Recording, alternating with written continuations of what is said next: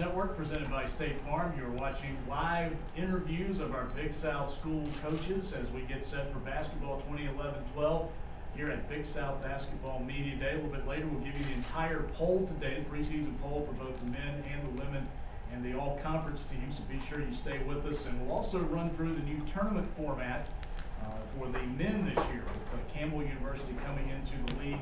Be a little bit of a change in terms of the tournament format for the men, so we'll detail that a little bit later as well. Right now, we welcome in from Charleston Southern University, Julie Goodenough, the women's coach, Barkley Radebaugh, the men's coach. Good to see you guys again. Barkley, let's talk about that tournament format this year. It's going to change things up a little bit. Tournament will start on Monday instead of a Tuesday. The sites will change a little bit as well. So, what are your thoughts on that part of the night? I like it. I think in a Division I tournament, it always should be all inclusive. Everybody should have an opportunity to compete within their conference tournament. And if we have to extend the tournament to Monday to make that a fact, then so be it. And we'll extend it any amount of time. It needs to be all inclusive. How many times have we seen a 7th or 8th or a 9th seed advance through their tournament and get into the NCAA tournament? So I'm totally for it. I like the format because that's the best format that we could come up with for this particular year. And so I'm 100% for it. Julie, on the women's side, let's talk about your team this year. You've got to replace a couple of key performers over the past few seasons. So who steps into their shoes, and how does this team maybe change its identity a little bit? Well, we definitely did graduate the best class that's gone through CSU women's basketball. So there will be some big shoes to fill, but we've got, I think, an all-conference caliber player in Lakeitha Alston. She was our third leading scorer last year, and she's kind of been in the shadow of Katie and Kelsey the past couple of seasons. And I really look for this to be a breakout type season for her. Look for her to, possibly be one of our leading scorers. We need her to be our leading rebounder. We've got 3 very good point guards with all different strengths, and Kiki Rutledge, Shay Jones, and Helen Terry. They all have a lot of playing time and good experience under their belt.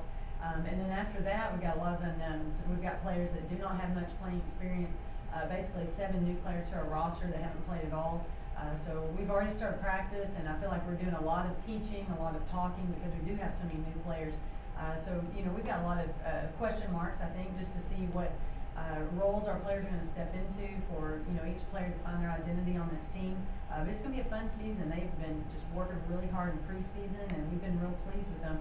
But definitely, there's a few question marks right now. I was going to ask you about that, Coach. All the new faces, you have the veterans, of course, the graduating senior class, but as a coach, you'd love to have that experience coming back, but it is exciting. It is fun to see how everything welds together in terms of those younger players and the experience you do have coming back. It is really exciting. Every day when we go to practice, it's exciting to see who carries over things from drills to live play, and it's just fun just for us as a staff to figure out each player's different learning styles and figure out how we can help them progress each day. But we're going to go into the season, and we know that we're going to have a few growing pains, and as a staff, we've got to be really patient and show some perseverance with our team. But we're going to go in controlling the controllables. I mean, there are a lot of things that will happen we have no control over, but we're going to be with our players every step of the way and push them hard to reach their potential for sure. Barkley, looking over your roster, Kelvin Martin obviously is the linchpin, but a lot of new faces, a lot of interesting newcomers to this group this year. Tell us about this group. Well, we do. We feel real fortunate to have Kelvin back. I'm excited because the team has really taken on his personality. He's a fiery competitor, amongst the most competitive people that I've coached in my 24-year career. And that, by the way, that bothers B.J. Mackey. B.J. Mackey was the all-time leading scorer at the University of South Carolina, and we always told him, you're the most competitive. And then when I made that quote about Kelvin, that he's the most competitive that I've ever coached, that bothered B.J. a little bit. But we had, Jeremy Sexton is a returning player who's been very, very productive. Sheldon Strickland is a returning player who's been very productive. And so we feel real good about our perimeter play. Inside we'll be young. Everybody that will play significant minutes in there is new for us, but we feel like this is our most athletic team. It's our deepest team. We really have the ability to run and jump, and we're not as tall as maybe we've been, but the 6'6", 6'7" athletes that we have, we feel very, very pleased with where they are right now and how they've progressed through the fall.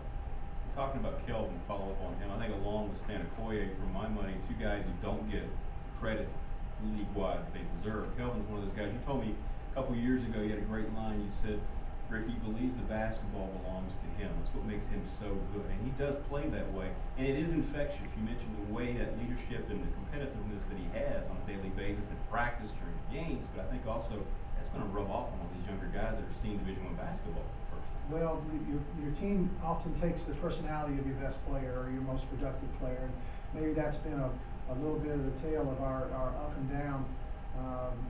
Some of our up and downs that we've had as a team is kind of taking the personality of a veteran player. But Kelvin doesn't have up and downs. No. Kelvin has ups, and it's something that I've spoken about and probably shouldn't speak about. It's not the appropriate thing to speak about, but his omission from the conference, all preseason, all conference team will just even fuel the fire. I mean, he's on high octane all the time. I cannot wait for him to read that. That he, as the leading returning rebounder, as a leading returning field goal percentage player, to average 13 and 9.5 and to be omitted from the preseason all-conference team. As good as our league is with players, for him to be omitted, I cannot wait to see that. And believe me, I'll be reminding him of that for every conference game that he was omitted by the coaches and the media who he's playing against and playing in front of. And he just is a unique guy. If I was starting a business, I would hire him tomorrow. If I was going to war, I would give him his foxhole. He's just a unique guy that will be successful in everything that he chooses to do. He's an incredible student and just one of those unusual players that you get have the good fortune of being around. He had my vote, Bob. No question. Full disclosure. Yeah, full disclosure. Full disclosure. Get out there. Julie, you mentioned with the departure of Katie and Kelsey, who were such tremendous perimeter players, do you maybe change the dynamic a little bit this year? Do you become more inside oriented? How's that going to maybe change the style of play at that end? We still have some very good three-point shooters, but we will be getting the ball inside more. We've got 3 freshman post players, 2 are 6'2.5". We've got one that's 6'1" that jumps out of the gym. So we've got more of a post game than we have in the past. We're fortunate and blessed to recruit some good freshman posts. Anicia Dotson is a sophomore for us. She played behind a senior starter last year and didn't play a lot of minutes, and she's had just an incredible preseason. And it's so fun as a coach to see those freshmen become sophomores. They're just like different people. You wonder who they are sometimes just by the maturity they show through preseason. So I think that we've got some post players that can score, some post players that we need to feed the ball to more than we have in the past. So we will change a little bit, but we do have some very good three-point shooters as well. But that'll be, they'll really complement one another. League overall, Coach, may I ask you, you've been there for a while at CSU, top to bottom, it's getting tougher every year. It is a very good league. I think with the addition of Campbell, they're another really good quality team. You cannot take any team for granted on the schedule, whether you're at home or on the road. I think Liberty has the veteran squad and the ones that have, fought it out and have, more wins obviously under their belts, a lot of experience. But there's some very good players, good coaches in the league. I think it's going to be a good race again on our side. Good question. Barkley, you mentioned the addition of B.J. Mackey to your staff, who's had a successful professional career overseas and now getting into college coaching. Talk about what he brings to your program, what he can offer. Well, BJ's made a great transition from being a player to being a coach, and he's really helped us in a couple areas. His name is so good out there, and it's been really interesting to see that the current high school seniors don't remember his name as much as the parents do. Right.